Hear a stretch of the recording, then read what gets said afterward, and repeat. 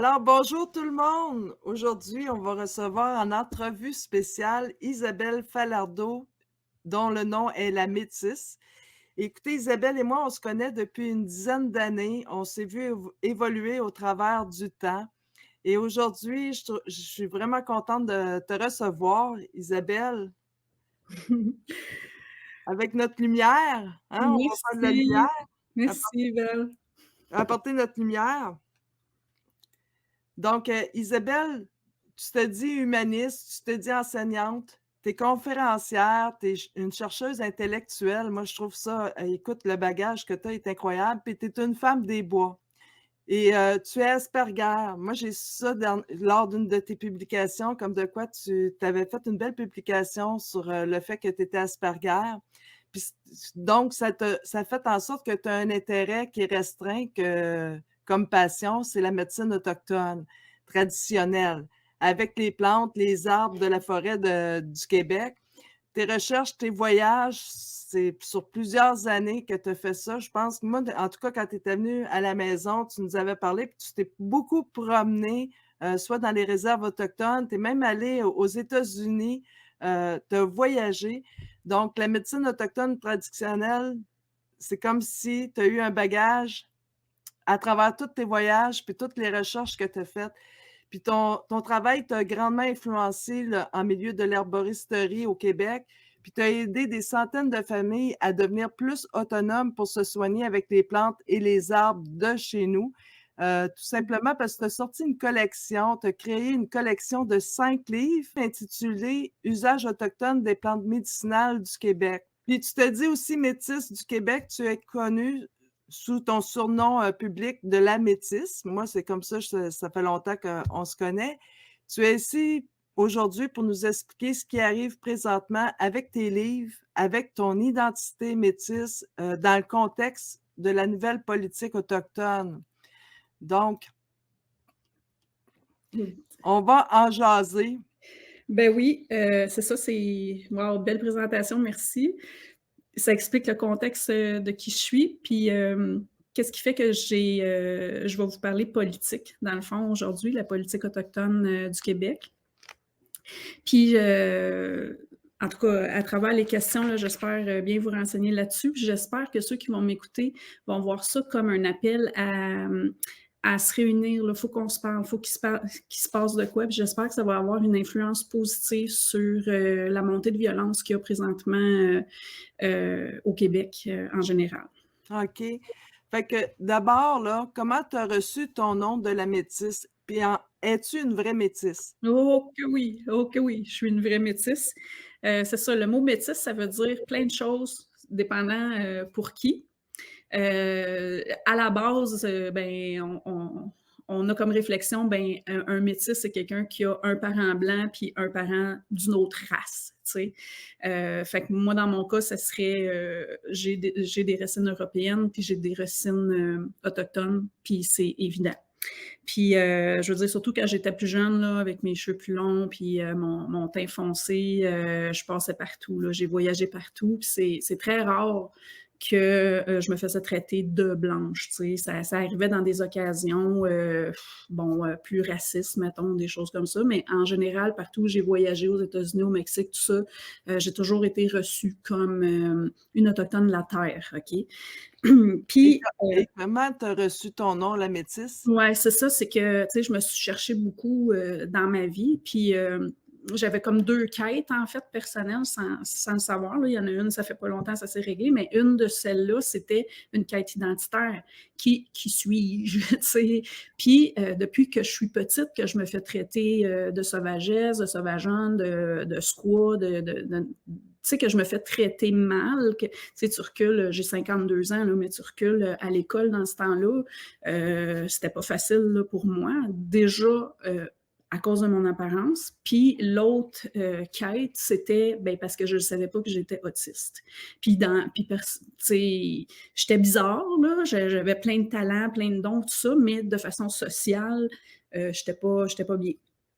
Fait que ce que ça a fait, c'est qu'en voulant me chercher, de comprendre qui je suis, ben, c'est sûr, je me suis retrouvée, dès que j'ai pu, quand j'ai été jeune adulte puis que j'ai commencé à voyager, ben, je suis allée voir en milieu autochtone. J'avais le goût d'aller voir d'où je viens, où est-ce que je me sens chez moi, où est-ce que je me sens accueillie, tu sais? Puis, je me suis sentie accueillie, partout à peu près. Puis je me suis sentie chez moi, surtout dans le coin du Témiscouata, Nouveau-Brunswick, tout ça, puis sa Côte-Nord. Ça, c'est les deux vraiment où j'ai senti que mon corps là, comprenait la terre. Puis maintenant, je vis à Mauricie. Ça, c'est plus les racines autochtones du côté de mon père. Les premières que je disais, la Côte-Nord, l'Acadie, tout ça, ça, c'est plus du côté de ma mère. Puis ici, la Mauricie, c'est plus du côté de mon père. Fait que je vis maintenant proche de mes racines métisses paternelles. Puis où est-ce que j'ai reçu mon nom? C'est d'un voyage à l'autre, d'une communauté à l'autre, d'un travail à l'autre. Tu sais, j'ai un grand pan de ma vie là, à côtoyer des Autochtones. Ben, j'ai fait beaucoup de cérémonies. J'ai participé, c'est pas moi qui les ai faites, là, je veux dire, j'ai participé à beaucoup de cérémonies de guérison, entre autres des sweat lodges. Puis c'est dans un sweat lodge sur la Côte-Nord, justement, que j'ai reçu mon nom de la métisse, parce que quand tu rentres dans un sweat lodge, c'est une tente là, de sudation. Puis il faut que tu t'agenouilles pour rentrer dans la porte. Puis en s'agenouillant, tu amènes avec toi tes ancêtres, tous tes ancêtres. Fait que tu le dis en français, ben, j'amène tous mes ancêtres, to all my ancestors. Puis, c'est Kassinuneganesh en Innu. Puis le maître de cérémonie, moi, quand je suis rentrée et que j'ai prononcé ces mots-là, il était sincère. Il était sincère parce que moi, j'honore mes racines autochtones du mieux que je peux. La façon dont j'ai reçu ces enseignements-là, j'honore ça. Ce côté autochtone-là de moi, je l'honore. Mais j'ai pas honte de mon côté européen. Les gens de ma famille qui ont marié des Autochtones, ils les ont pas mis dans des pensionnats, ils les ont pas maltraités, ils les ont aimés, ils ont fait des enfants, ils ont fait des familles, des communautés, ils se sont partagés des choses, tu sais. Fait que moi, mon nom, je le prends, la métisse, quand on me l'a donné dans cette cérémonie-là. La première raison, c'était parce que j'étais sincère. Quand je dis à tous mes ancêtres, je dis à tous mes ancêtres. Fait que j'ai reçu mon nom-là. La première raison, c'était parce que j'étais sincère. Puis la deuxième raison, c'était parce que, historiquement, les Métis, depuis 400 ans, depuis les débuts de la colonie, les Métis sont une preuve de l'amour de deux peuples. Puis ils servent de pont, ils servent d'interprètes, ils servent de zone, comment qu'on dirait ça? C'est parce que c'était un concept qui existait au début de la colonie, puis là, j'ai oublié c'était quoi le nom, mais c'était une forme de rencontre où est-ce que un cercle là, pour régler les problèmes. Puis les métis, ben, c'était souvent les intermédiaires, les médiateurs entre les deux, tu sais. Fait que moi, j'ai pris ça comme ça. Puis ça fait 20 ans que je porte mon nom de la métisse avec la liberté d'honorer mes racines autochtones, de faire la paix avec mes racines européennes. Ben moi, je suis en paix, mais des Autochtones en face de moi qui ne sont pas en paix avec leurs racines européennes, ben moi, je les aide avec ça. Bon, en tout cas, j'ai eu, je ne veux pas tout compter ma vie, là, mais quand j'ai reçu mon nom de la métisse, ça a fait la paix en dedans de moi, parce que ça faisait longtemps que je cherchais où me placer, parce que j'ai une partie de moi qui se sent profondément autochtone, profondément attachée à la terre, de par mes racines, de par mon vécu, de par mes intérêts, ma personnalité, ma condition d'Asperger, tout ça, le lien au vivant est très, très fort. Mais j'ai pas de carte de statut, j'ai pas de vécu en réserve, j'ai pas la blessure du génocide. Tu sais, il y a plein de choses que j'ai qui sont pas pareilles dans mon histoire avec celle des Autochtones statués. Puis tout le monde, c'est comme ça, on en est conscient de ça. Tu sais, fait où est-ce que je me situe? Ben, au Québec, c'est dur de se situer parce qu'il n'y a pas ça dans nos livres d'histoire ou dans l'identité en général, être métisse. Fait que c'est dur de se trouver dans cette espèce de brouillard-là collectif, tu sais. Fait que ce que je veux dire, c'est, bon, j'honore tous mes ancêtres, j'honore toutes mes racines, j'ai des racines autochtones, j'ai des racines européennes. Puis, j'ai une histoire vieille de 400 ans, là, et plus, parce que la partie européenne, ici, sur cette terre, elle a 400 ans, mais ma partie autochtone, elle a 10 000, 12 000, 20 000 ans, on ne sait pas, tu sais. Ouais. Fait que je porte ces deux-là avec honneur, tu sais. Puis c'est sûr que si moi, qui est la Xème de toutes mes lignées métisses, je m'appelle aujourd'hui la métisse, bien c'est clair qu'il y en a plein de mes ancêtres en arrière de moi qui auraient pu porter le même nom que moi, en particulier des femmes, tu sais. Fait que c'est ça, je m'appelle la métisse parce que j'ai mérité mon nom, parce que c'est ça que je dégage. Parce que quand tu te fais appeler de façon cérémonielle en milieu autochtone la métisse, ce qu'ils disent, c'est qu'ils reconnaissent tes racines autochtones, mais parce que tu n'as pas le même vécu, le même statut, le même ci, le même ça, même s'ils ont autant d'ancêtres blancs que toi, peut-être, mais ils peuvent pas t'appeler autochtone politiquement. Fait que moi, me faire appeler la métisse par des autochtones, j'ai pas besoin de plus. J'ai pas besoin de plus. Puis je suis en paix avec ça. C'est ça que je voulais dire pour ça. Puis comment tu as accumulé ton savoir qui est contenu dans tes livres? Bien, comme tu as dit pas mal tantôt, tu sais, j'ai beaucoup voyagé. Puis au départ, quand je voyageais, là, c'était pour me trouver moi. Tu sais, comme je disais, là, pour savoir où est-ce que je suis bien, d'où je viens, où est-ce que je ressens la terre. Tu sais. Puis ça donne qu'en milieu autochtone, ben de vivre, qu'est-ce qui me faisait le plus de bien, à part les cérémonies, c'était de vivre avec les familles dans le bois. Moi, je vis dans le bois. Fait que quand j'allais en milieu autochtone, ben, je cherchais des familles, mettons, plus traditionnelles, plus proches de la terre, plus proches du territoire. Je restais pas à me doper d'une maison sur la réserve, mettons. Tu sais, fait que je partais dans le bois. Puis, je vivais avec des grands-mères, des papas, des mamans, des bébés, des chiens, tu sais, la vraie vie de famille dans le bois. Puis ce que j'aimais beaucoup, parce que je viens d'un milieu familial hyper violent, puis tu sais, avec mon hypersensibilité, ben ça m'a touché beaucoup. Mais quand j'arrivais en milieu autochtone, ben c'était un safe space pour moi. Tu sais, je pouvais juste être là, pas parler, aider à faire à manger, juste observer, dormir dans un coin de la tente, sur le sapinage. Ah, j'aimerais ça faire juste une parenthèse, juste pour dire, ces années-là de voyage, là, il n'y a pas personne qui peut m'enlever ça. Il n'y a pas personne qui peut m'enlever toutes les belles expériences humaines que j'ai vécues qui m'ont aidé à devenir la personne que je suis aujourd'hui, puis à apprendre ce que moi, maintenant, j'enseigne. Puis une de ces choses-là, c'est ce qui attire du milieu autochtone, surtout les Européens, puis les touristes, tout ça, ce qui attire au milieu autochtone, c'est la spiritualité, le chamanisme, des expériences extraordinaires. Okay? Mais quand moi, ce que j'ai vécu, c'est la simplicité de la vie dans le bois. C'est pas avec des chamans, c'est avec des grands-mamans ordinaires qui soignent leurs petits-enfants. C'est avec des papas qui partent, qui vont ouvrir la trail, puis qui montrent à leurs enfants comment tendre un piège, ou tu sais, des choses comme ça, simples, qui ont rapport avec la vie dans le bois. C'est ça, moi, qui m'intéressait. Puis dans tous mes voyages, que ce soit dans n'importe où, aux États-Unis, au Mexique, tout ça, c'est cette connexion primaire-là à la Terre que j'ai tout le temps cherchée. Ma parenthèse, c'est ça, c'est un souvenir que j'ai, juste pour vous montrer le genre d'expérience qui m'a appris.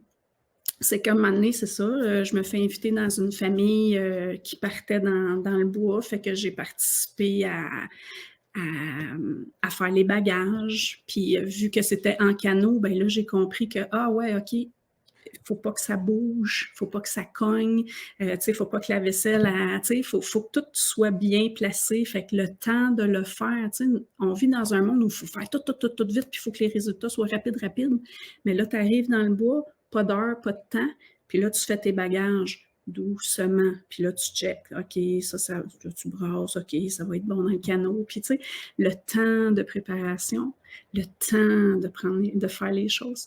Puis là, en tout cas, on se rend au campement, d'installer, couper le sapinage. Là, je me rends compte, ben, regarde, le sapinage, ça fait le plancher. OK, mais ça fait aussi des remèdes, ça fait aussi un désinfectant qu'on met, qui se répand dans la tente, ça fait une odeur, ça protège les poumons, ça se boit, tu sais.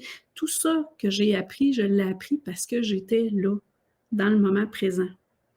Mais pas tout ce que j'ai appris, là, mais je veux dire, ce que j'ai appris avec eux, c'est resté en dedans de moi. Puis après ça, ben moi, je me suis en allée moi-même vivre en forêt parce que le calme de la forêt, c'est ça que ça me prend. Je ne suis pas capable d'être en ville, il y a trop, je sais pas moi, tu sais. Fait en respect de moi, j'ai une vie dans le bois, ben, ce que j'ai appris, ben, je l'ai mis en pratique. Par-dessus ça, ben, j'ai ma propre expérience de fille des bois, de femme des bois toute seule. Tu sais, je me suis blessée, je me suis soignée, j'ai parlé aux plantes, j'ai demandé. Fait que mes livres, c'est à la base ce que j'ai appris de mes voyages avec les aînés qui étaient simples, des gens simples, humbles, honnêtes, accueillants, dans le partage, dans l'entraide, dans le gros bon sens, dans l'humanité, tu sais, c'est ça, moi, que je porte. Puis, par-dessus ça, dans mes livres, ben, je partage ma propre expérience à moi, des trucs que moi, j'ai développés. Ma sensibilité avec le monde végétal, c'est là-dedans. Puis, à travers ça, ben là, ouais, moi, je m'en allais me tasser, là, mais ça c'est juste le tiers des livres que j'ai étudiés en 20 ans. J'ai lu tout ce qu'il y avait qui me passait sous la main par rapport à de la médecine autochtone. Parce que, de un, ben, ça vient de la tradition orale, fait qu'il y a déjà pas beaucoup de choses décrites, surtout au Québec, il y a vraiment pas beaucoup de choses. C'est pour ça que j'ai voyagé en dehors du Québec d'ailleurs, parce qu'il manquait ça au Québec, c'était quasiment disparu, là, tu sais. Fait que là, ben, je suis allée ailleurs dans des forêts qui ressemblent à ici au Québec, avec la végétation qui est semblable, vivre avec des gens de la forêt de là-bas, pour me rendre compte qu'il y a des façons de faire qui sont communes à toutes les communautés que j'ai visitées, que ce soit au Québec, au Canada, aux États, au Mexique. Là, il y a une façon de faire, il y a une relation à la plante qui est pareille partout. Fait que c'est ça, dans le fond, que c'est l'expérience de mes voyages en milieu autochtone, c'est mon expérience de femme des bois, c'est toutes mes études autodidactes aussi qui sont là-dedans. Fait que ça fait beaucoup, beaucoup de savoir. Puis, fait que c'est comme ça que j'ai accumulé ça. Comment je l'ai rendu maintenant, c'est... Oui, parce que je me souviens, c'était quelque chose quand tu as commencé, quand tu étais dans le travail de l'écriture. Je me rappelle, question maison d'édition, il y avait un paquet de choses que tu avais à... Alors, comment tu as fait pour mettre ça en circulation, tes 5 livres? Bien, c'est ça, j'ai tout fait ça. Parce que avant, d'abord, je ne pensais pas que j'en ferais 5. OK? Moi, quand ça a commencé, c'est ça, c'est que tu sais, il faut se mettre dans le contexte qu'il y a 25-30 ans, là, j'avais pas d'Internet, là, OK? J'avais pas d'ordinateur, fait que si je voulais savoir quelque chose, ben, je levais le pouce, je partais sur le pouce, puis j'allais voir quelqu'un qui pouvait me répondre. Tu sais, c'était comme ça. Fait que ça a été long d'accumuler ça, là, tu sais, c'est pas comme, je fais une recherche. Quand j'ai écrit mes livres, j'en ai fait en masse de la recherche, là, mais dans ce temps-là, j'avais pas accès à ça, tu sais. Fait que qu'est-ce que ça a fait, c'est que, puis en plus, je savais pas que j'étais Asperger, puis je ne savais pas que ma passion, c'était un intérêt restreint, comme on appelle. Puis dans ma condition, un intérêt restreint, c'est tu consacres ta vie à ça. Tu peux être du matin au soir, t'en manges, t'en bois, tu fais tout, il n'y a que ça dans ta vie. Fait que c'était ça. Mais moi, une passion, c'est une passion, tout le monde a des passions, puis c'est bien plate ceux qui n'en ont pas. Fait que moi, j'ai vécu ma passion à fond. Fait que tout, puis dans ma condition aussi, quand tu as une passion comme ça, tu accumules toutes les informations que tu peux trouver là-dessus. Fait que moi, j'ai accumulé sur n'importe quoi que j'avais, là, un morceau d'écorce de boulot, une page de papier, un napkin de restaurant. Je viens d'apprendre ça, je viens d'observer ça, je viens de voir ça, je ne veux pas oublier ça. Mais tous ces papiers-là, C'était tout n'importe quoi, là, c'était dans des boîtes, tu sais, je mettais ça dans des boîtes. De temps en temps, je les ouvrais, puis là, je sortais un papier, puis ah oui, je me rappelle de cette fois-là, ta ta ta ta ta ta, puis je tombais dans ma bulle. Déjà, je suis tout le temps dans ma bulle, mais là, j'étais encore pire. Mais c'était juste dans des boîtes que je déménageais d'une place à l'autre tout le temps parce que j'ai été nomade, j'ai eu une vie, très, mouvementée, tu sais, fait que j'habitais à beaucoup de places, puis je déménageais souvent. Pardon. Fait que ces boîtes-là, ben, j'ai traîné jusqu'à temps qu'à un moment donné, ma vie s'est stabilisée. J'ai eu un conjoint pendant un bon bout de temps. Puis là, j'avais un toit sur la tête, j'avais pas besoin de bûcher mon bois, j'avais de l'eau chaude courante, tu sais, fait que toute l'énergie que je mettais juste à vivre en forêt, mais c'était correct, c'était ça ma vie. Mais là, c'était libéré, puis je me suis mis à faire le ménage de mes boîtes. Puis là, je me disais, bon, ben là, je traînerai plus, je vais rester ici. Fait que j'ai commencé à classer ça. Puis là, c'est là que ça l'a embarqué parce que je me suis fait des fichiers Excel, une page par plante. Là, après ça, dans la page de la plante, je me suis aperçue que, ah, ben là, la branche, les racines, l'écorce, tatata. Fait que là, ça a fait les parties de plante. Fait que c'est comme ça que j'ai commencé à organiser mon information. Parce que, c'est ça, aussi, les aspergers, ils ont des Ouais. réseaux à triple entrée, là. Fait que là, tu classes, tu classes, tu classes, tu classes, tu classes. Fait que moi, j'ai classé tout ça pendant 3 ans. Puis là, au bout de 3 ans, je me suis rendu compte, aïe, aïe, je savais tout ça sans m'en rendre compte. J'avais tout ça d'accumulé. C'est du bagage, là. Fait que je peux pas. Qu'est-ce que je fais avec ça? Bien, c'est clair que je vais leur donner. Fait que ça allait de soi, dans toute ma naïveté et mon grand cœur, que mon travail, j'étais pour le donner aux Autochtones. Parce qu'au Québec, quand je voyageais, c'était presque disparu. Puis là, j'ai 20 ans de voyage un peu partout qui donnent ça. Ben, crème, go! Tu sais, c'est les mêmes plantes là-bas. Ben, ici aussi, on a ça. Eux autres, ils font ça comme ça. Ben, ici aussi, on peut faire ça. Ici, c'était comme ça avant. Regarde, je te redonne ça. Fait que mes livres, ça a été comme ça. Le premier livre, la base, dans le fond, c'est vraiment l'essence. J'ai essayé le plus possible de synthétiser l'essence même de la relation au vivant puis à la plante, la base de comment, en médecine autochtone, peu importe où ce qu'on est, comment on traite la plante. Tu sais. Puis, fait que ça, c'est pas mal ça, le livre de base. Puis après ça, les 3 autres livres, les arbres, les fleurs, les fruits, ben ça, c'est tout qu'est-ce que j'ai étudié. Dans ça, à travers ça, il y a des affaires qui me viennent d'aînés, de familles, de vécu en milieu autochtone. Mettons, un 10% de ces 3 livres-là, ça serait des expériences à gauche puis à droite. Mais ces expériences-là sont importantes parce que c'est celles-là qui m'ont donné le goût, comme « Ah ouais, le sapin! » Puis là, d'étudier sur le sapin pendant 1 an. Puis de faire une monographie avec, je ne sais plus trop, 350 usages pour le sapin, tu sais. Fait Ouais. que c'est parti d'une affaire, puis fou, ça a donné tout ce travail-là. Ben, c'est ça, fait que, dans le fond, je savais pas que j'avais un intérêt restreint. C'était bien évident, là, je ne faisais que ça. Ça m'a pris 7 ans, en fait, écrire mes 5 livres. Puis tout s'est fait, là, vraiment aisément, puis avec beaucoup, beaucoup de plaisir aussi. Puis ça aussi, tu sais, tout le chemin que j'ai fait pour écrire ces livres-là, il n'y a pas personne qui peut m'enlever ça parce que, exemple, à cause de mon hypersensibilité au vivant, mais moi, depuis que je suis toute petite, les végétaux, je les ressens très, très, très fort, en particulier les arbres. Fait que là, j'écris sur une plante ou un arbre, mais pendant que j'écris sur cette plante-là, je ne vois qu'elle. Je deviens cette plante-là, je rêve à elle, je parle avec elle, je suis en relation là, de toute mon âme avec elle. Donc, aussi, dans mes monographies, ben, il y a oui ce que j'ai appris en milieu autochtone, il y a mon expérience à moi, il y a tout ce que j'ai appris par les livres, mais il y a aussi qu'est-ce que la plante elle-même m'a enseigné. Puis ça, c'est un niveau où les gens font comme oui, mais non, on est supposé être comme ça. On est supposé, l'humain, être en connexion avec notre vivant, là, comme ça. Là. Ce don-là que j'ai, c'est le modèle de base humain. C'est ça qu'on devrait être. Je dis pas que je suis mieux que tout le monde, là, mais Non, c'est non, mais je le comprends très bien. ben oui, tu sais, La connexion vraiment avec le vivant. oui, les enfants sont comme ça.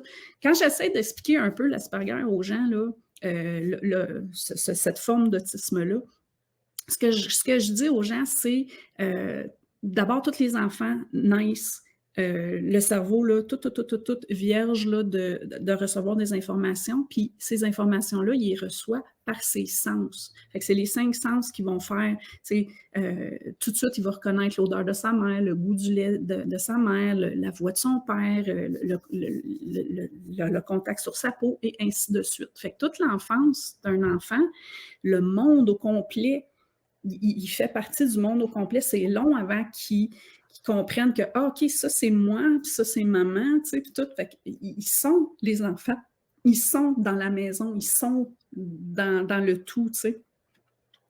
Puis là, ben, arrive l'âge de raison, le début de l'école, puis tout ça. Puis là, le cerveau, il va se développer sur le relationnel. Fait que c'est quoi les codes sociaux? Comment on interagit avec... C'est quoi la bonne attitude à avoir? Comment on répond aux gens? Qu'est-ce que ça veut dire quand quelqu'un te parle comme ça? Qu'est-ce qu'il faut faire en telle situation? Un enfant, ça se développe de même. Mais moi, j'ai pas ça.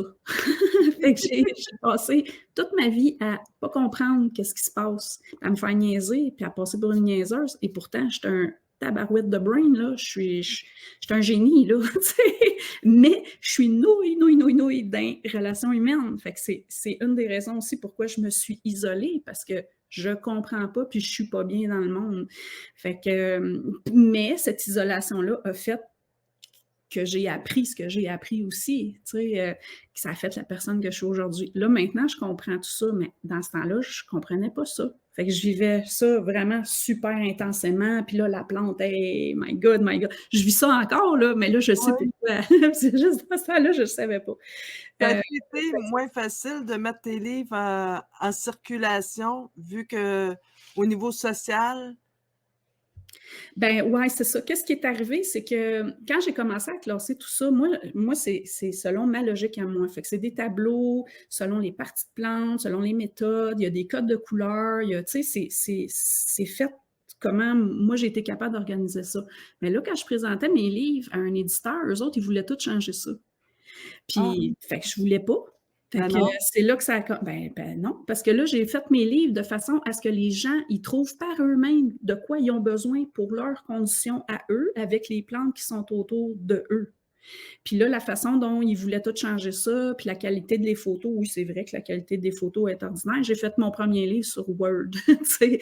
Fait que, mais c'est comme ça, je le laisse comme ça. Fait que à cause que je n'étais pas libre de laisser mes livres comme je les voulais, moi, la liberté, c'est très, très important pour moi. Ben, j'ai refusé ça. Fait que là, je me suis dit, ben, OK, je vais apprendre. Si lui est capable d'être une maison d'édition, je suis capable de Moi l'apprendre aussi. aussi. Oui, je suis capable de l'apprendre aussi. Et c'est ça que j'ai fait en autodidacte. J'ai pris des formations, tout ça, pour voir comment être ma propre maison d'édition. Mais tes livres, là, je veux te dire en passant, sont très bien faits, sont faciles à comprendre. Les photos, moi, je les trouve très belles. Fait que qu'est-ce que la maison d'édition trouvait à changer? Moi, je changerais rien à tes livres, là. J'en Juste ai la 3 à la qualité. maison, puis sont tellement faciles à lire, c'est limpide, c'est Ah ouais, ouais. fluide. Merci. Bon, fait que c'est ça, fait que ça a commencé par la maison d'édition. Après ça, la distribution, ben, je l'ai faite moi-même. J'ai emballé, posté mes livres pendant 10 ans, tout ça. Là, c'est vraiment récent là, que maintenant mes livres sont sur Amazon parce que je n'étais plus capable de fournir à la demande. C'est un beau problème, là, sauf que j'avais plus de vie. Tu sais, je passais mon temps à l'ordinateur à gérer des commandes, des inventaires, des factures, de la comptabilité, puis tout ça. Puis l'autre partie de la journée à emballer, emballer, emballer. Puis moi, je suis une femme de bois, là. Puis je vis loin en forêt, puis c'est voulu, dans le calme, dans le silence absolu. Mais là, il fallait que je me rende.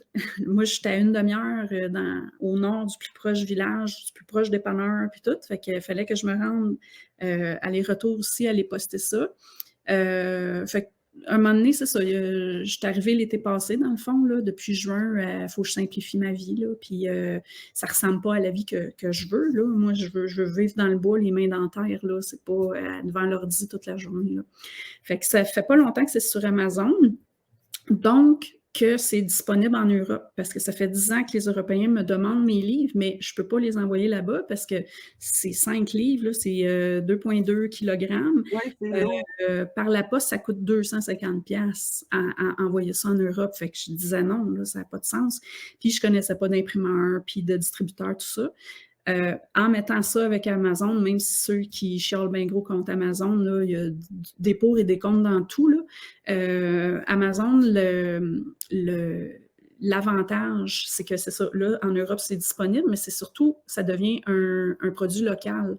Parce que la personne qui va l'acheter, mettons, je sais pas moi, à Paris, ben, c'est un imprimeur de sa région qui a le dossier, le fichier, qui va l'imprimer, qui Imprimé. va le rendre. Fait que les frais de poste, c'est presque rien. Les temps de livraison, c'est presque rien. La qualité d'impression, c'est la même. Je veux dire, OK, ils mettent pas les livres dans le même ordre dans la boîte, mais bon, j'accepte ça. Fait que là, depuis que j'ai laissé ça aller, wow, là, je retrouve ma vie, je retrouve mes projets, je retrouve mes rénaux, je retrouve mes choses, ma vie dans le bois. Là, je suis On peut vraiment parler d'une histoire de succès, là. ouais. 7 ans que tu as travaillé sur ce projet-là, puis que tu as tout fait jusqu'à être ta propre maison d'édition, puis maintenant, tu as facilité les choses pour que ce soit accessible aussi en Europe. Donc, les gens d'Europe, si vous voulez avoir, on va vous mettre le lien dans la description pour l'achat des livres de Isabelle.